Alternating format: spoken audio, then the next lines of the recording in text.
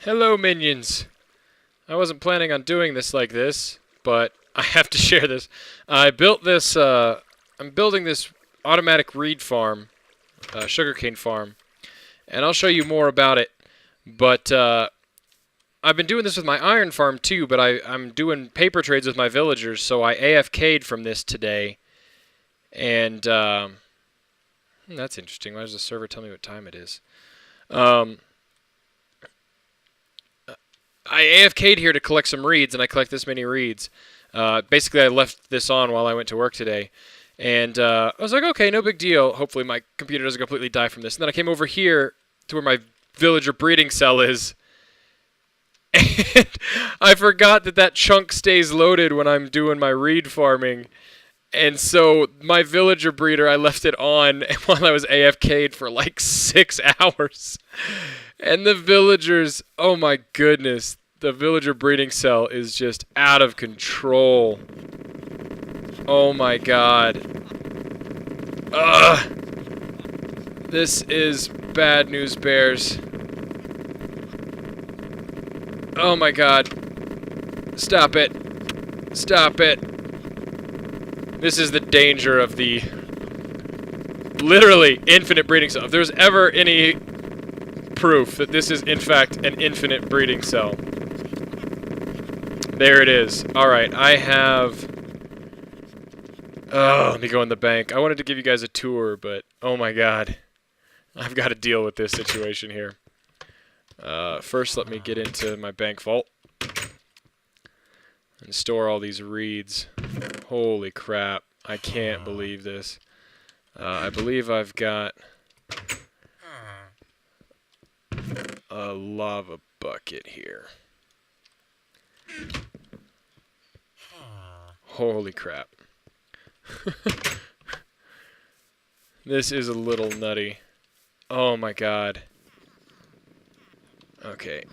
They are lagging through there. That thing has got to be packed. Get me up there. Alright, I may see what I can get away with here first. I haven't shown you this yet, but this is my crusher. Let me see if I can crush a bunch of them real quick. Oh my god, how many are in there? Look at that! Incredible! Can I... Where did I get this? Entities. 800! Oh my god, there's probably 600 villagers in there. Is it lagging so hard they're not even suffocating? I don't even know.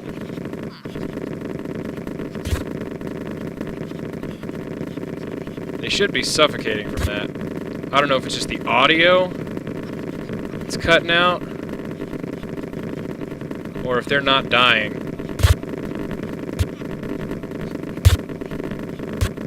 Come on. Oh, yeah, I think it should take about 20 suffocation blocks for them to die. There's so much going on. I think we're just gonna have to... holocaust this beast.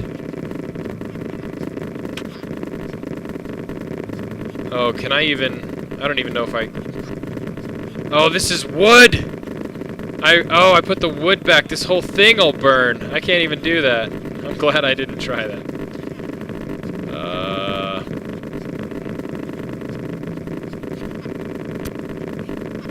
Can I just... I don't even know if I can kill him from here. Oh my goodness. Well,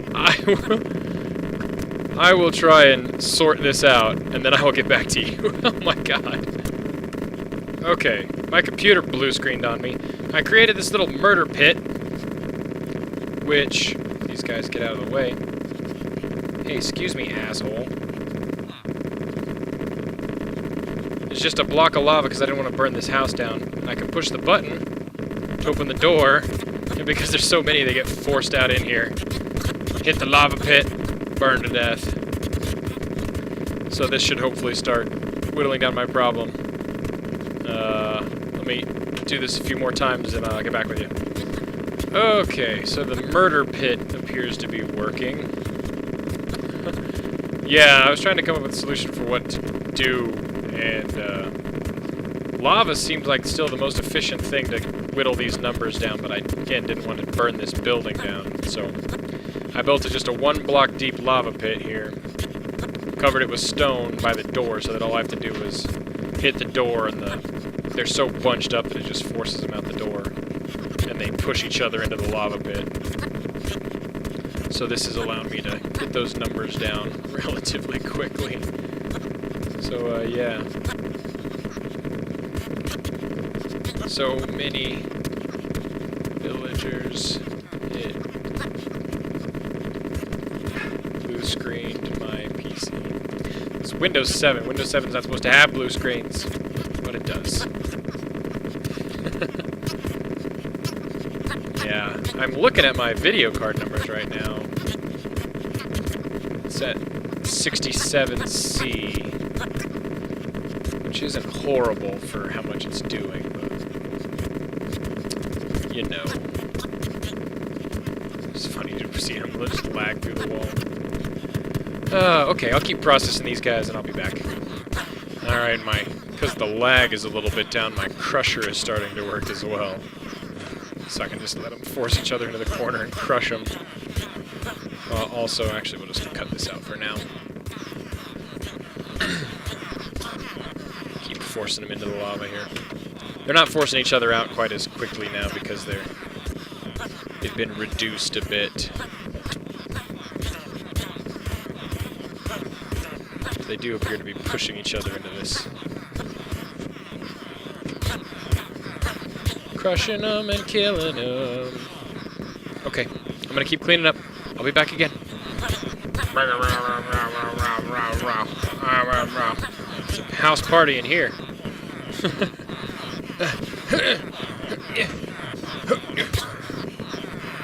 Yeah.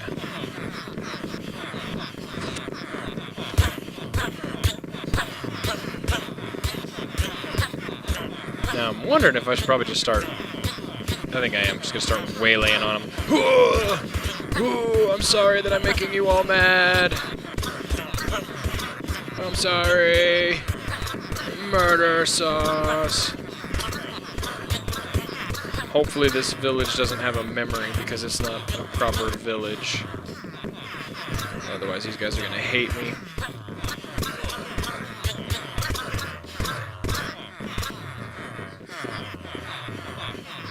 Oh, I got turned around. Where's the murder switch? Murder switch. Hurt! Hurt! Murder switch.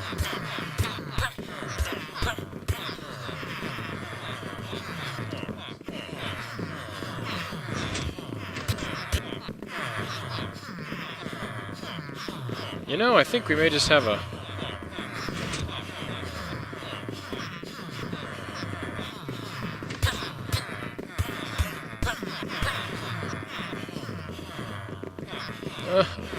oh no.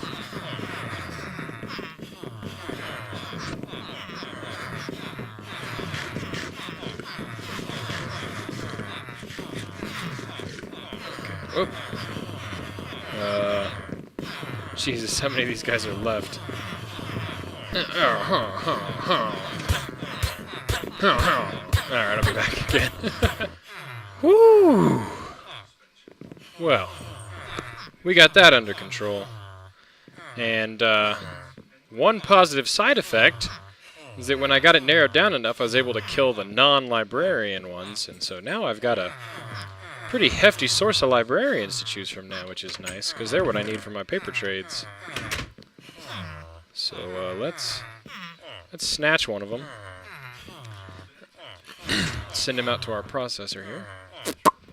Bye-bye. Now the question is, can I get out? Yeah, this is why I built the escape hatch, in case it ever gets full enough that I need to get out of here.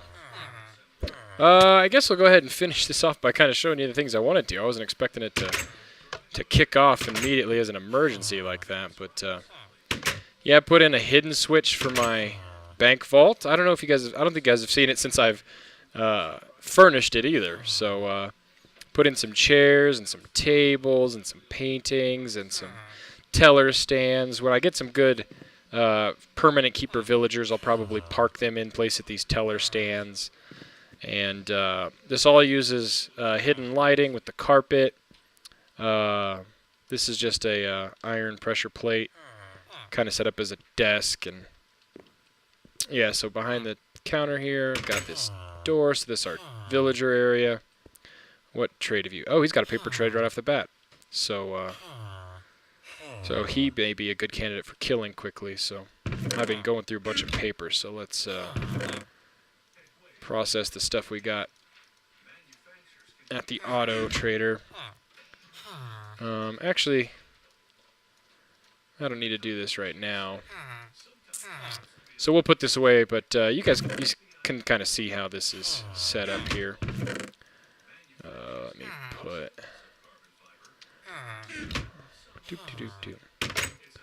Oh yeah, I guess I could just do a quick explanation. Basically the way it works is they come in here.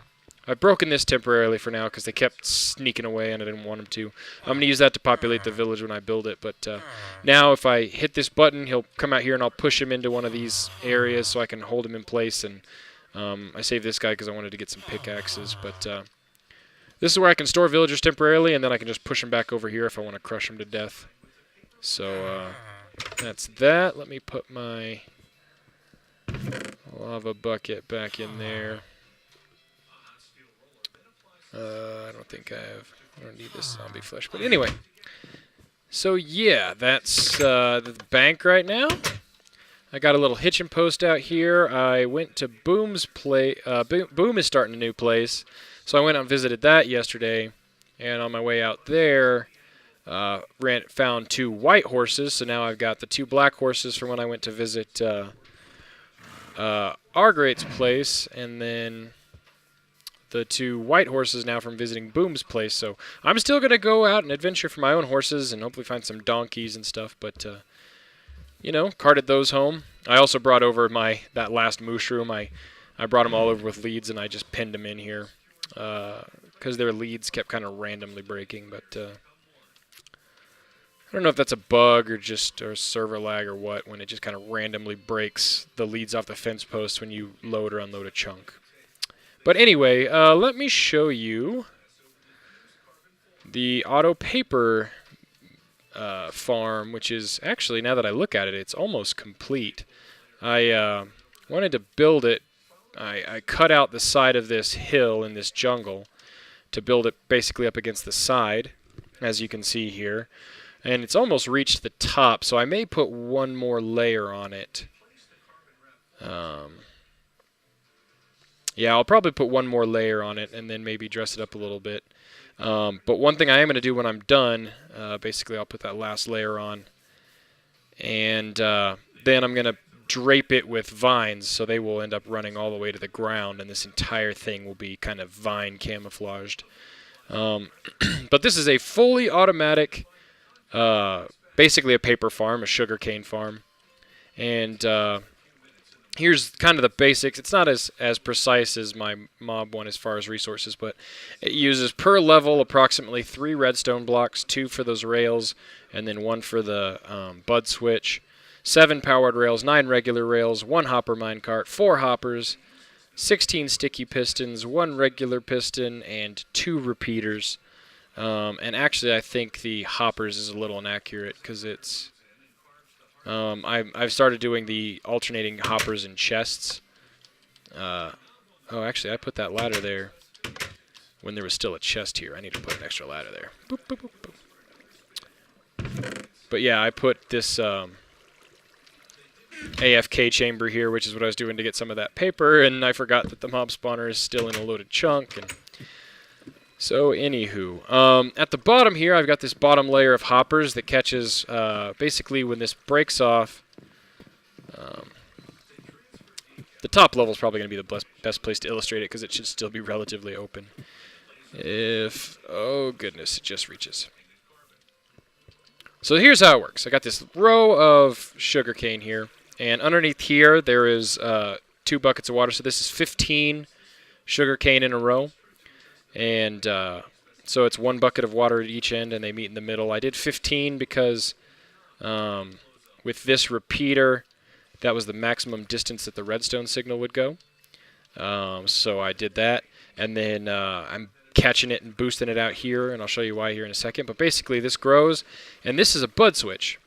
So as this grows, right, it just grows and grows until this one at the end, and again, it's kind of random. When this one grows 1 block, you know, we're only growing it to 2. Some of these, because of the way it's leveled, they won't be able to get to 3, but when this grows, bleh, this bud switch will be triggered, and this bud switch triggers, and this redstone block moves, pulses, and comes back. So we send the redstone signal from that pulse through here to a repeater that's on 4 ticks, so it extends that pulse, extends all the pistons, breaks them off. I think using blocks with sticky pistons makes it so that fewer of the reeds just drop in place. I think it pushes more of them out, but that may not be true.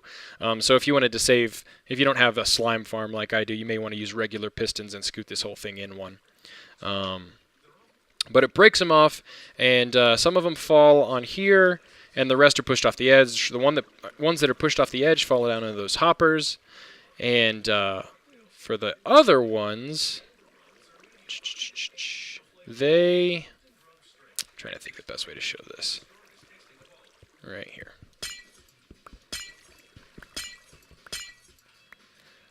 They fall into, when they fall in place here, that redstone signal, and I'll show you that here in a second, goes over and triggers this hopper minecart to come along here, and it hits the end on these powered rails and comes back automatically. Just because those rails are powered, and yeah, it collects items that have fallen on this block above. Because even though you may not know this, a hopper minecart runs underneath 1 block, it picks up the things that are on top of it. Things that are on the very edge, like the back edge of the front edge, won't actually get picked up by the hopper minecart. But you know, we're not going for 0 loss here. We're going for minimal loss. So this will run once and back and pick up stuff that's fallen in place, and then so here's that redstone signal. The one that extends it hits into this repeater because this is the maximum of that signal, and then it gets pushed down to this block, and that block provides power to this powered rail that's sitting on top of. I wonder, can I push that? Push. Push. Oh god. Okay, so there it goes. There's a powered rail on top of that hopper. You can see how it goes and comes back. And since it's a hopper minecart, it will feed down into that hopper. And then this... Oh! And then the hopper minecart will feed down into this hopper. This hopper will feed into that chest. This chest will pull out of... Or this hopper will pull out of that chest, and vice versa. And hopper minecarts will pull out of chests. So you can see how it kind of goes, you know, hopper chest, blah, blah, blah, blah, blah, all the way down. That saves you, so you use about half as many hoppers going vertical here. And so yeah, those all go down to a central collection point. Actually, that's where we'll go next.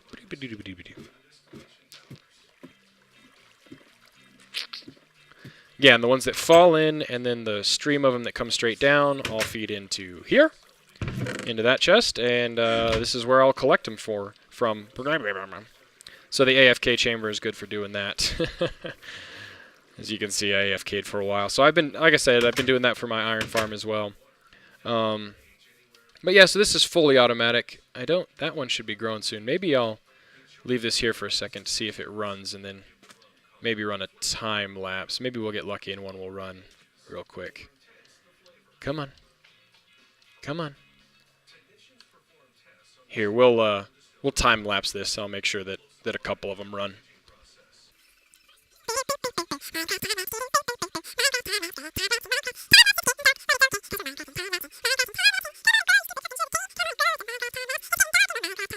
Hurry up, Minecraft time lapse. There we go. Boom. So yeah, and you guys saw before that ran, we had 46 sugarcane in here, and it's up to 60. So from that one level, and that one was actually probably about as maximally grown as it can be. So we had 46, we went up to 60. That's 14 that it collected out of a 15 possible total going across there, because it just trims off the top. So that's about as good as you're going to see. I think that one was completely grown, and we got 14 out of the 15. So the efficiency is pretty good, including those minecarts. And this bud switch is not my design. The concept for using hopper minecarts underneath to collect items is not my design, but this automatic reed farm as a whole is my design. I just kind of smashed it together and designed it so that I could layer it up. So yeah, it looks like I'm going to do about 5 layers total. I'll put one more layer up there, cap it off, try to blend it into this hill a little bit better, drape it with vines, call it good. So yeah, that'll help feed my paper habit. So let's, just while we're here, might as well not let this time go to waste. I'm not as concerned about grabbing every single reed that drops here. I just kind of planted these because this body of water was already here. I'll show you when I get to the main base that there are,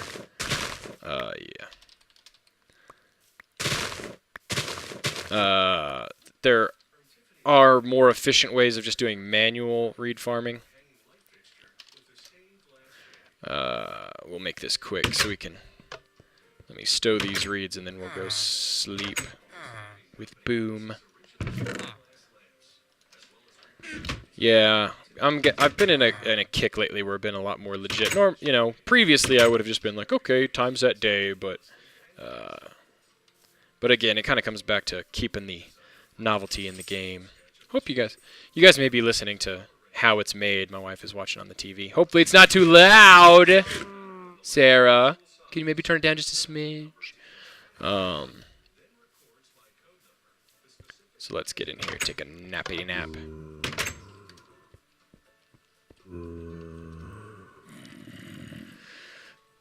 Let's get to daytime. Alright, once again I've reset my spawn into there. I just realized if anyone ever closes this cell, or if I ever capture like a zombie in this cell, and then I die and respawn in here, I have no gear and no way to get out of here.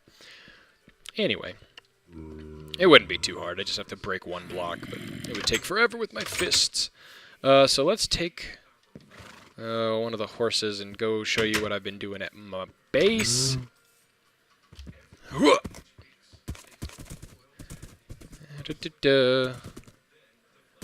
This is kind of the fastest horse path that I've found so far to...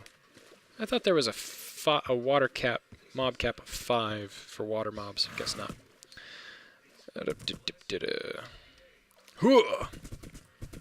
Yeah, like I said, I've been doing a lot of AFK, and today was the first day I'd done AFK from my reed farm, hence the learning about the villager breeder.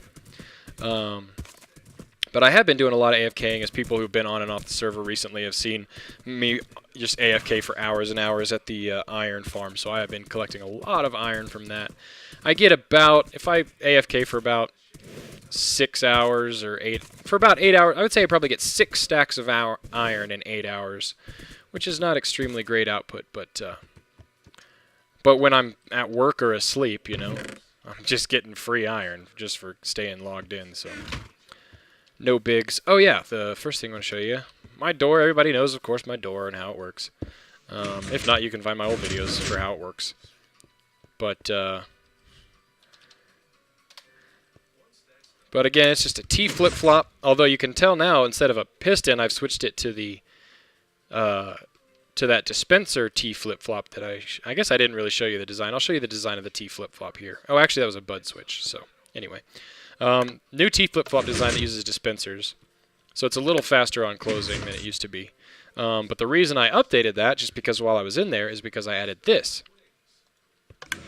I was tired of always having to use redstone to close the door when I was leaving. I would have to push the button just to get out, but then I'd have to use my redstone to close it when I got outside. So I figured, hey, what if I just put it on about a 10-second timer, which will give me plenty of time to get out? And so that's what I did, and it still works just like normally. It works basically as an OR gate. So you come out, and I could have made it about 5 seconds, but I did it 10 seconds. I figured if someone was ever visiting, I would try not to crush them in my door. So yeah, and then it just goes back to, you know, normal operation. So I'll show you real quick the design I came up for with this. I haven't seen anyone use this design for a timer, but it follows basic principles that most people use for doing timers, so it's nothing too original. This is the T flip-flop, which is just this dispenser points up, this one points this way, and this one points that way. So it makes a loop right here with this hopper here. So it's a loop. And so when a signal comes in here that triggers this dispenser, it dispenses an item up to, I guess it dispenses the item up into here, and then it gets fed back down into there. And then the next time you trigger it, and that turns this output on, and then when you trigger it again, it gets fed from that dispenser back into this dispenser. And so that toggles this to off. So that's how this really compact T flip-flop works. And then you take the output out of here, and I'm feeding it into my timer, and the output for the timer is what operates the door. So I converted the old door mechanism. I just replaced its T flip-flop with this more compact one. So that's what you see here. This takes the output, and that's just repeating it. So this block is acting as my OR gate, with this redstone torch basically acting as my diode. Although it's, not really necessary for the fancy schmancy pants. So yeah, the way this works, again, this T flop goes on. When this toggles on, see if I can show it. Basically, the way this works is this toggles off, sorry, and this piston retracts. So then the materials that are in here, 23 blocks out of a 64 block, which is what I measured to get. Basically, I wanted two. When you take the output from one of these from a repeater, 23 items triggers 2 redstone, right? Which is about, I think it's about, well, it's 2.5 items per second. So that's, I don't even, almost 10 seconds, something like that. I don't even know. I think that's what it is. Is it 2.5 items per second? So 25 items would be 10 seconds. So it's a little less than 10 seconds. Not counting repeater delays and stuff like that. Anyway, all that said, when those get transferred all the way over, when the 23rd item transfers from there to there, this triggers a signal. So this repeater takes this 2 output signal and boosts it back into here. And that will toggle this again. So basically, the button toggles this from the on state into the off state. This shifts over. This waits to go back over here. When this fills up, it toggles this again, so it turns it back on, pushes this back into place, and yeah, so that's how that mechanism works. The output I take from this redstone block, I'm using this torch to invert it, right? So it's inverted. So this is off, but as you can see here, this is on, so this power is feeding back into the circuit here. That's probably because do I have the door open still? Yeah, because open is the OR state. So this is off, and this should be, yeah, so that's on. So these are both off because this is inverted. So again, you'll see that this is acting as my diode because when the door is open, even though this applies power back into here, the power does not feed back into my timer circuit. So, but anyway, the way I have it is set so that on is the closed state, which is what we want. So this allows me, so whenever this one is on, that toggles off because this is just an inverter, and it's basically acting as an OR. So if this is on, that toggles off. If this is on, that toggles off. If they're both on, it's still off. And since off state is open, this acts as a simple OR. So when I hit that timer, that opens because this has switched back into on. So this goes off while these transfer. And then you see when it hits that, re-triggers, this goes back off, that goes back on, and it closes. Maybe that sounds more complicated than it is, but this is the basic T flip-flop timer circuit that I've that I came up with. I haven't seen this design anywhere. I don't know. It's not too advanced. I mean, it wasn't hard to come up with, but T flip-flop, simple timer circuit, and this could be extended. I could put more items in here and then stretch this repeater out a little further, and that would make this timer last longer. Or I could make it shorter by moving this repeater here and only making it have to go 1, but I think that would just make it instant. But you can get more precise. You can tweak with these timers just by the items you use. 23 is what I wanted. It's about 10 seconds. So yeah, that's how that works. Pretty simple. So it just allows me to hit that, run out, and know that it'll close behind me. Anything in here? Oh yeah, I can quickly show you from my AFK efforts. I'm back up this amount of iron, and including 64 blocks, which means that this was 9 full stacks of 64 to create those blocks. So that's probably from about 4 or 5 days of 6 to 8 hour days AFKing. Basically, I leave it on when I go to bed, stuff like that. But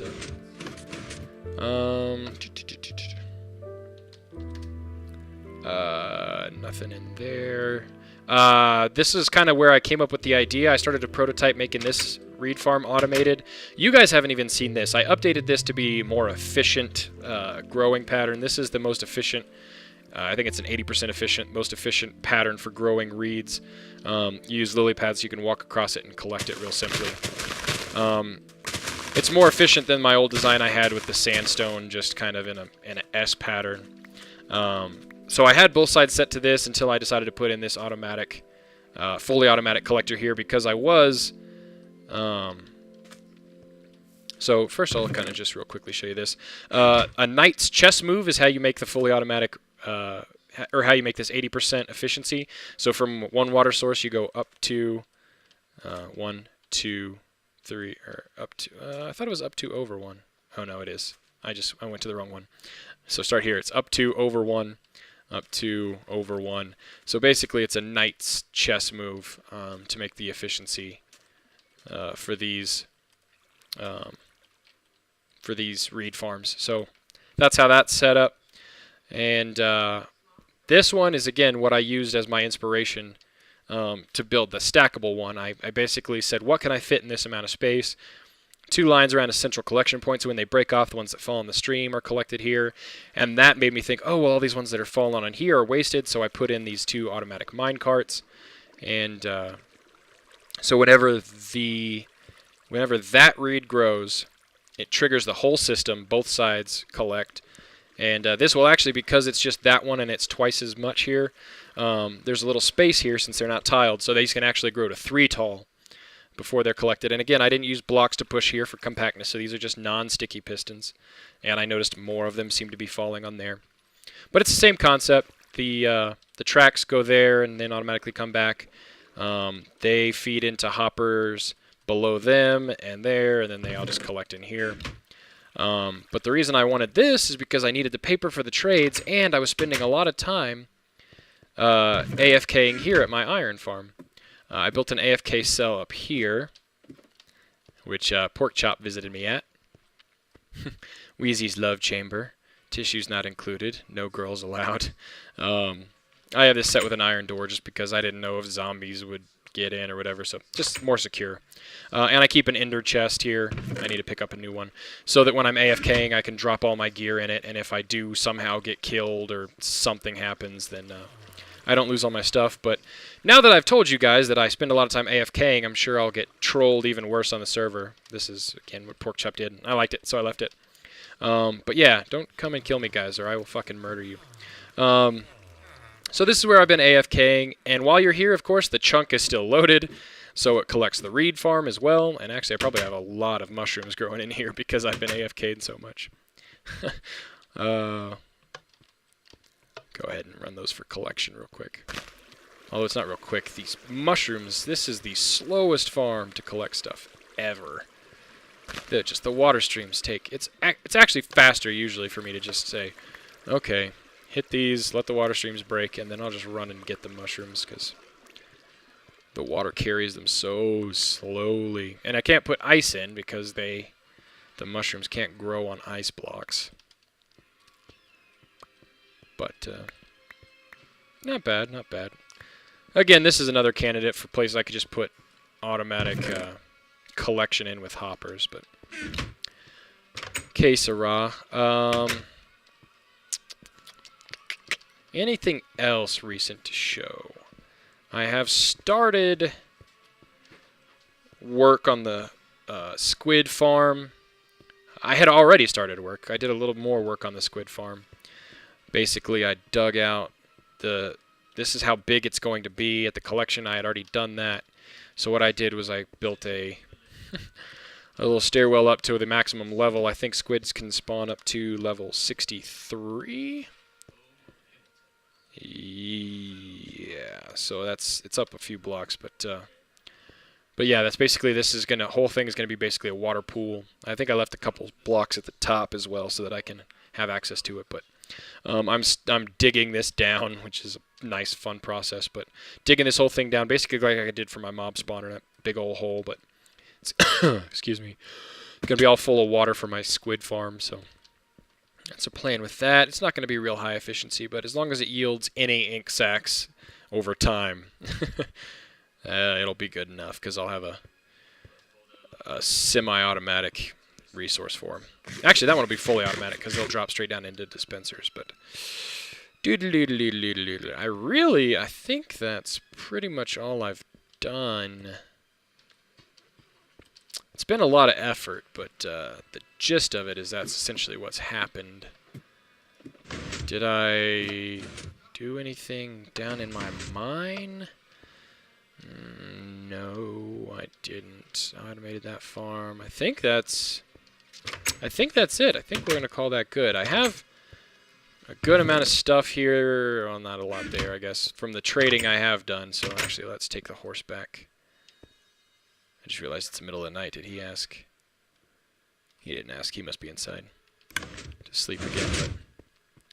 But leave that open. Do what I need to do. Get my horse here. Ugh. The only server lag I see is when item drops. My client calculates it, and then the server does. What, hun? Yeah. That'd be a good time. I'm about to wrap this up. So let's take Horsey back here. As you can tell, since, again, I haven't been caving or anything for these horses. It's just while I was visiting other people on the server, so I haven't found any name tags or anything. Although, actually, in that, you probably may have caught a glimpse of it in that armor chest. Sarah, since you're going upstairs, can you turn this down or mute it or something? Whoops. Boom actually gave me some horse armor that he found. The diamond horse armor. I guess he didn't want. I didn't ask questions because he said, hey, take this diamond horse armor. And I wasn't going to be like, are you sure? I just took it.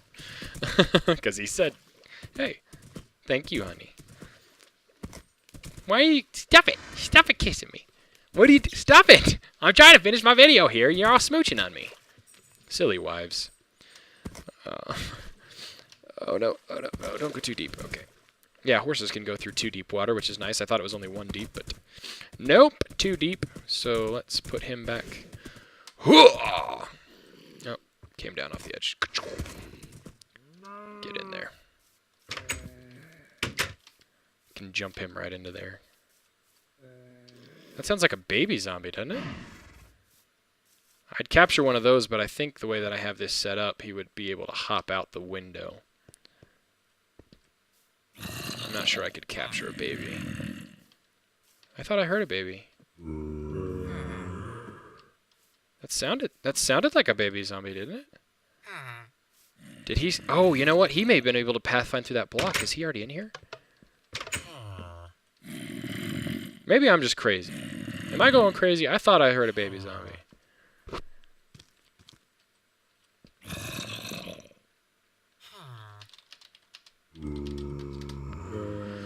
Anyway, okay. I think this is going to be one of my really long sign-offs again, where I say goodbye like 1,000 times. That's a number, 1,000.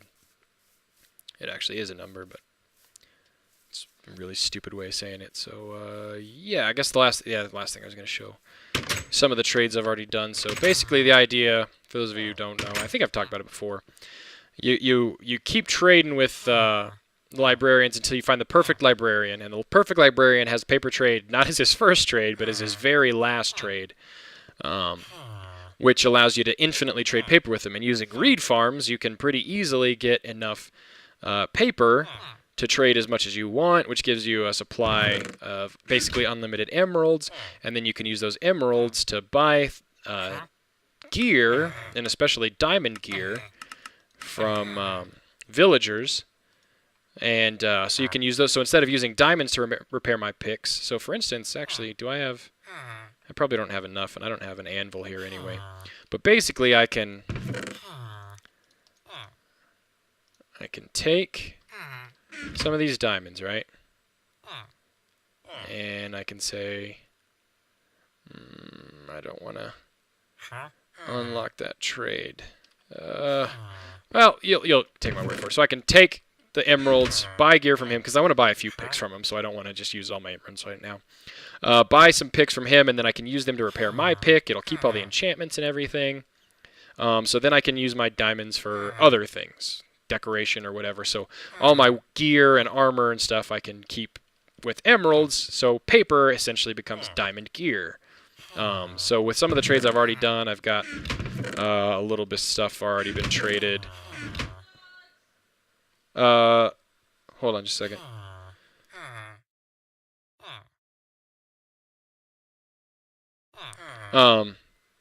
So yeah, I got a bunch of...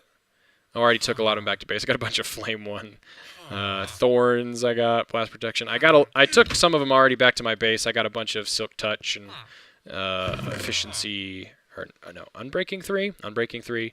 I've traded for a bunch of saddles, which are good because they can only be found in dungeon chests and traded for. So yeah, that's the concept with this. This again would be all the materials I'm going to use. So these are all the materials I use to trade, and these are the stuff that I get. This one with the bookshelf is just random shit that I trade for, so it's got some compasses and crap.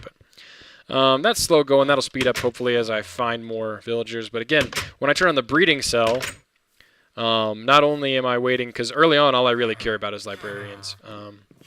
Not only do I have to wait for them to breed, but I have to wait till they breed a librarian. So actually this kind of meltdown has given me access to a bunch of librarians. So maybe I'll come up with a kill mechanism on this that'll allow me to let it run for a while and then kind of do some weeding out. But I don't want that to happen again. My old system's been working fine. We'll call this a lucky accident.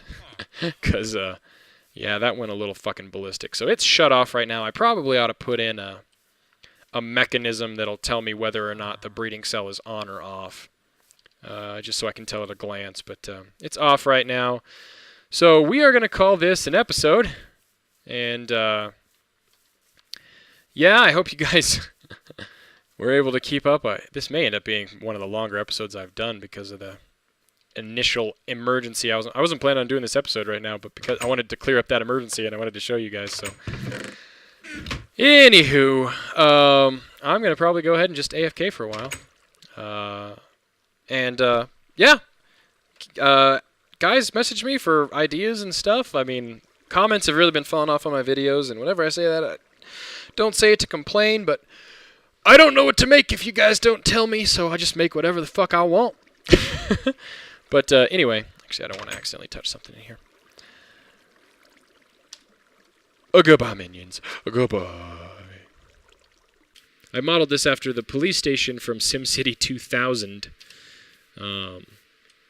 Again, it's not the right color of blue because of the stained clay, but it's the best I could. Oh no! No! No! Oh shh! Shh! Shh! Shh! Shh!